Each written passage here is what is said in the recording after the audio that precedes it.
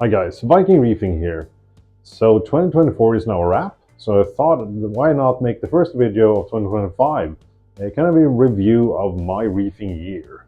Safe to say that this year probably has been, or not probably, definitely has been the most challenging year for me in over 2 decades of reefing.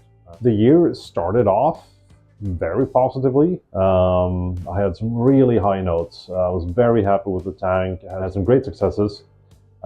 Towards the latter half of the year, well, it was just filled with disasters. And now, like the last month or something, I think my reef system is now recovering and starting to look better again. So let's just delve into it, shall we? So I started off the year with basically having this entire tank chock full of corals. I was very happy with the amount of Acropora I had. I was almost done with my wish list in terms of fish as well. So I was looking for new challenges. And as you know, I also have a smaller tank, which is my Nios tank. This one right here, and this played a pretty crucial role in the plans moving forward.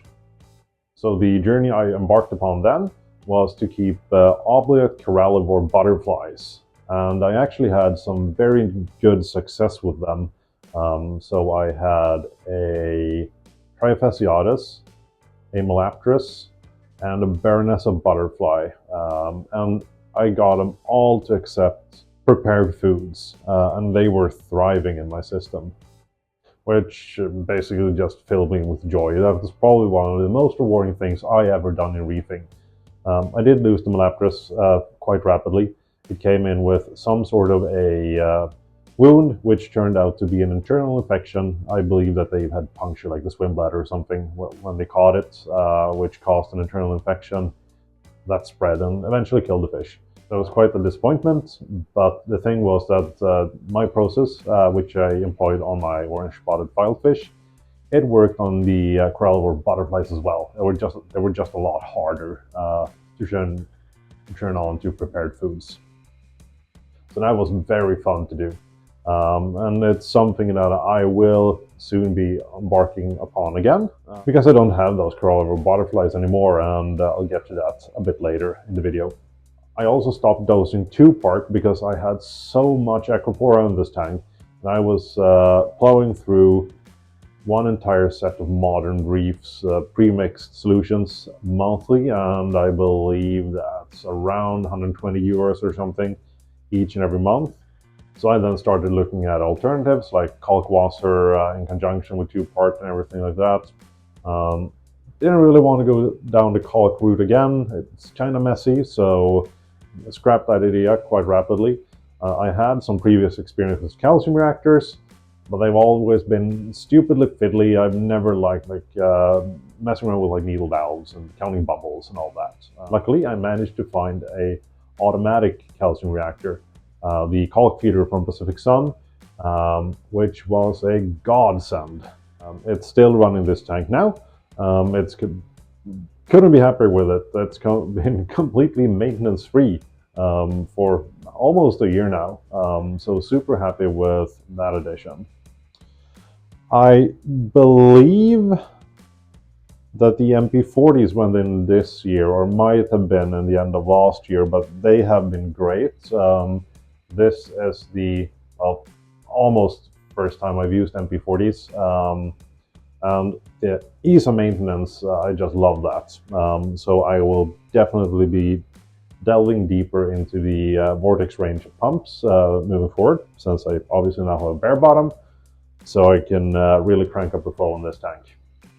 What also made me very happy was that I had some of my very favorite angelfish in this tank, all getting along, all thriving. So at one point, I had my Regal Angel, my Goldflick Angel, my Navarcus Angel, and an Imperator in this tank.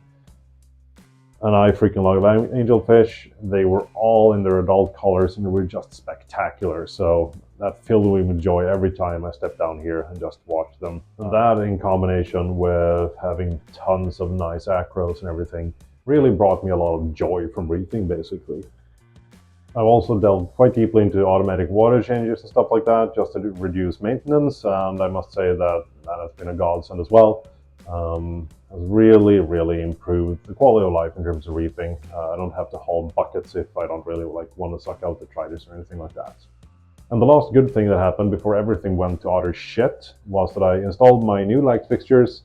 Two Geeseman Aurora V12 Pros, both are 90 centimeters, and I'm just basically covering the entire tank with light, which has also been a very positive improvement in terms of reefing. I could almost instantly see that my acros on the further end of the tanks really started to grow and perk up. So let's get into the kind of negative slice of the year here, which has been a colossal struggle. For the longest time, I had huge issues with some weird form of algae that would cover the front pane of the glass in, say, like 5 hours or something after I scraped it off. I could never figure out what it was. I did some scrapings, put them under a microscope. I posted on forums and stuff. Never could get a good idea of what it was. It wasn't like standard diatoms or anything. I tried everything. I tried basically bottom out my nutrients to zero, both nitrates and phosphates. No improvement. I tried raising my phosphates up to like 20 nitrates and 0.08 in phosphates. No improvement whatsoever there as well. I run a fairly powerful ozone reactor. I have a 110 watt UV sterilizer on this tank. Nothing made a dent. I tried coral snow, micro bubbling, well, just heaps of things. Nothing did the trick. So that kind of sucked. For some unbeknownst reason, situation just improved on its own. I have no clue what actually happened. I haven't done anything different. No parameters are different. Not sure what happened, to be honest.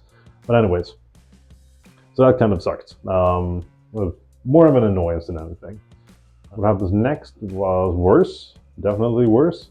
I started seeing some tissue recession on a bunch of my acros. I couldn't really figure out what it was. It kind of looked like the STN, to be honest. And then it kind of rapidly progressed and almost RTN-like in appearance. But I just figured, okay, there's something going on with my acros. I pulled out a fairly big vermiculata. It was a colony this size. It used to sit right here.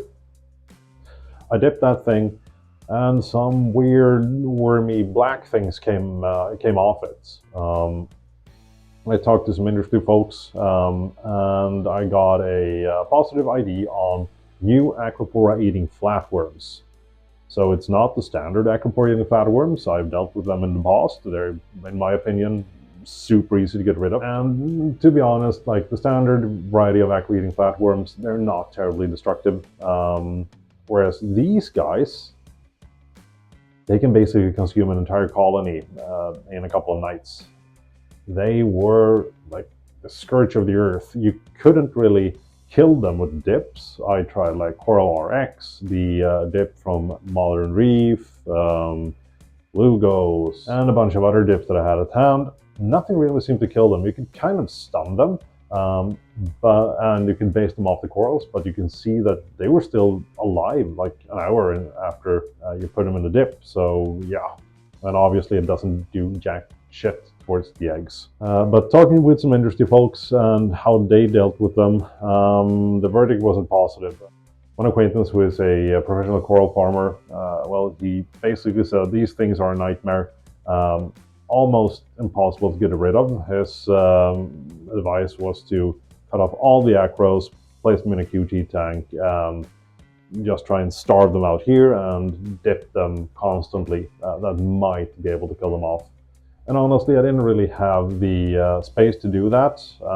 Taking care of one additional tank was really not in the cards. It was just fish, yeah, sure. But this would be an entire coral setup, which I really couldn't do. So I did lose a fair amount of acros to do those things. Then I basically just went hog wild in terms of peppermint shrimp. I think I put down like 10 or something in this tank. I bought tons of wrasses. And I went in here and just basted off the corals each and every day. And on a quite a long time frame, that actually helped. I also dosed Flatworm stop from KZ. No idea if that did anything apart from making me a bit poorer because it's expensive. But I haven't seen any flatworm since, and I've been basting my corals, trying to dip them and stuff, and they haven't returned. So obviously, the stuff that I did kind of, I'm not going to say that I defeated them because there might be some small pockets of resistance still left, but things are looking good on that regard. But that made me lose quite a few corals. So once that was done, then we kind of hit summer, and my motivation for reefing was kind of tanking. I had just gone through that gauntlet with the aqua-eating flatworms. I had the issue of this weird freaking algae, which just made my tank look like shit. It wasn't on the rocks or anything, it was just kind of just like a dusting on the glass, but it really bugs me. So my motivation was kind of down, so I figured, okay, yeah, I'll just kind of relax. I won't be posting on Instagram, I probably won't be making too many YouTube videos or anything like that, and just spend time with family and friends. I have a fairly big garden. I love lawn care, I love like going to the range, shooting. I built a pond this summer as well, which took up quite a bit of time. So I thought, like, okay, I'll just chill with the reef tanks. I'll just have them on autopilot. I won't add anything or anything like that. And then I'll get back to it come fall. Well, that basically lasted a week. But for some weird reason, all of a sudden, I had some sort of a protozoa outbreak in this tank. I went back and forth, trying different things, trying to identify this. It ended up being velvet, which I had somehow been managing in this tank. I hadn't added any new fish for quite some time. All my new fish are put through a quarantine procedure. So I believe I've just been managing velvet for God knows how long. What set it off was that I had a faulty freaking pump. I had a J-Bow return pump powering my UV sterilizer. And that thing started leaking out straight current into the water. So what I believe happened was that it stressed out my fish to the point that their immune system went down, which allowed the velvet to rapidly reproduce and kind of just overcome the fish. So when this happened, I lost tons of fish. If you want to in-depth look at what happened, I did put out a video explaining the entire timeline and exactly everything I've done to try and reverse this issue. But it's safe to say, I lost heaps of fish, and I lost tons of fish that I also held very dear. So my favorite fish in the tank was probably my Achilles tang. Had him for 4 or 5 years or something, was doing great. And the velvet, obviously, because you can't see him here, managed to kill him eventually. The thing also was that I had so many big fish, I didn't really have a good way to quarantine them. Since I only have a 200-liter quarantine tank, jamming in 4 or 5 angelfish, a bunch of tanks and stuff in that tank, it was just not feasible. So I had read some promising reports in terms of hydrogen peroxide. So I found a regimen on how to dose that. I started dosing it per the instructions, which had no effect whatsoever. So I basically went like, screw it. I'll just go hog wild with this stuff. So I cranked up the doses and I increased the frequency of the dose as well, and finally the velvet abated. And after me cranking up the dose, I only lost 1 fish, and that was my Achilles tang. The velvet was actually subsiding. However, he was so severely affected, so I believe he died of secondary bacterial infections due to like the wounds that the velvet caused on him. It was extremely sad. Once that happened, I was about this close in terms of shutting this big tank down. I was just done. Another thing that happened since I increased my peroxide dosing to a point where it really wasn't sustainable in the reef tank, I killed off tons of SPS corals as well. Very big colonies. My favorite colony included a bright pink Millipora, which was sitting here. It was like that big. That croaked along with a lot of other ones. So when that happened, I lost my Achilles tang. I almost took a hammer to this tank. I just said, screw it, I'll just keep a small Nios tank. I'll keep some like obligate corallivore butterflies in there, and that's the end of it. However, I've been doing this for so long, so like, let's not make any rash decisions here. I'll just let my reef system do its thing for a while and see how I feel, if I want to keep going or not. Since the situation really was that I had been forcing myself to pay a lot of attention to my reef system for a while there, whilst I didn't really have any motivation during summer. So my passion for reefing was really down in the dumps. But however, I realized that that's not the proper place to make such a big decision. So I just let everything cool down for a while, me included. And yeah, happy to say I've found the passion for reefing again. So this brings me to, like, say, the last month or something. And now things are really looking up, in my opinion. So what I've done now is I've removed all the sand, which has been a godsend in terms of maintenance. Or well, it's been a pain in the ass in terms of maintenance trying to get rid of all the sand, but I can really see the effects now. My ORP is a lot higher naturally, so I don't really have to use as much ozone. So obviously I got rid of a lot of gunk. I don't have any pockets of detritus collecting in the sand bed. I can just turn up my flow without it just scraping the sand off the bottom, creating bald spots, which looks freaking horrible. And I really don't have to do a lot of maintenance, except for just like sucking up the remaining sand. And since removing my sand bed, I can also see quite a drastic uptake in alkalinity. So I've been having to turn up my calcium reactor. So the system obviously likes it that I remove the sand. And I didn't do what the dogma would say that you should do. It should take you like really, really slowly, only take out 5% each week or something. I believe I took out like 10 or 15% a week for a couple of weeks, and saw no negative effects whatsoever. Just said screw it and just ripped it all out in one shot. No issues. If you've been watching the tank behind me as well, or the B-roll which I've spliced in here, you might have seen that there are some new inhabitants. So my friend Thomas, which tank you've seen on this channel before, when we installed the Gießmann V12 in his tank, he's kind of doing some rearranging in terms of his stock list. And that provided me the opportunity to get my hands on 3 very nice angelfish. So just yesterday, I released an Annularis, a juvenile Imperator, and a very big blueface into this tank. And I'm so happy to have more angels in this tank that you wouldn't believe. Can't see him here. The Annularis is back there. Down there is the juvenile Imperator. And behind those rocks is the blueface. The blueface is the biggest one of the bunch, and my goldflake freaking hates him. Blueface is eating well, and it doesn't seem to have any frayed fins or anything, but as soon as he pops up from behind those rocks, the goldflake will be on him like stink on cheese. So he chases him around the tank for a bit, and then goes off as soon as he goes back down there. I'm suspecting this situation will last for a week or something, and gradually the aggression will probably subside.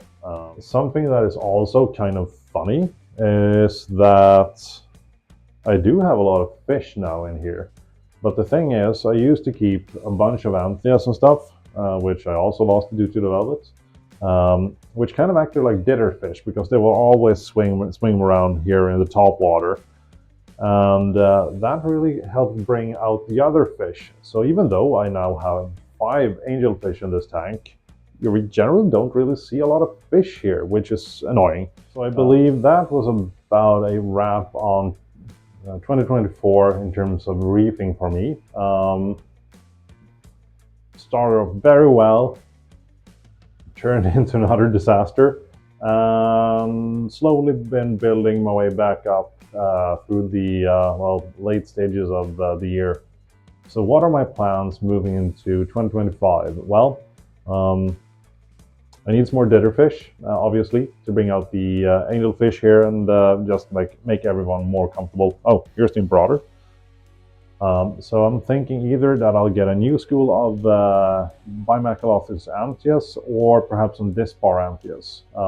Not sure which species I'm going to be picking between those two. If you have any opinions, please write them down below in the comments. I will also be redoing my flow quite drastically in this tank, since now I can basically just crank up the flow as much as I'd like. The only limiting factor are probably my torches. But I'll be placing all the MP40s on the back wall. I'll be getting some MP60s, some Nero 7s, and perhaps some other pumps as well, just to be able to really flush out the Tridus from this tank. So that's going to be very interesting to see. Highly looking forward to that. Also, some new obligate corallivores are in the cards. This tank is also free of sand now, but I will be adding some obligate corallivores in here. So as soon as I feel kind of done with the big tank in terms of stocking, I'll probably be adding at least a Trifasciatus, a Melaptrus butterfly again, and a Baronessa or a Larvatus. But also I've been considering a Reticulatus as well. I also lost my pair of orange spotted filefish to the velvet, so I'll also be getting 2 of those for this tank. The idea is this basically is an obligate corallivore tank with just some hang-arounds in terms of the copper band butterfly. On the equipment side, apart from that, I'll be adding more pumps and floats to this big tank. I'll also be doing some stuff in the sump room. I will actually be replacing my entire sump for an acrylic one. So that will be very nice. I've never had a sort of big Gucci sump before, so that's going to be very cool. Not quite ready to tell you everything about that just yet, but just stay tuned. I'll definitely be making a video once that arrives. I will also be switching out my skimmer. I'm currently using a Bubble King Supermarine 250 RD3 Speedy, which has been a great skimmer. But I have something in store which I think will be even better and will also reduce maintenance by quite a lot in terms of the skimmer, which will be interesting.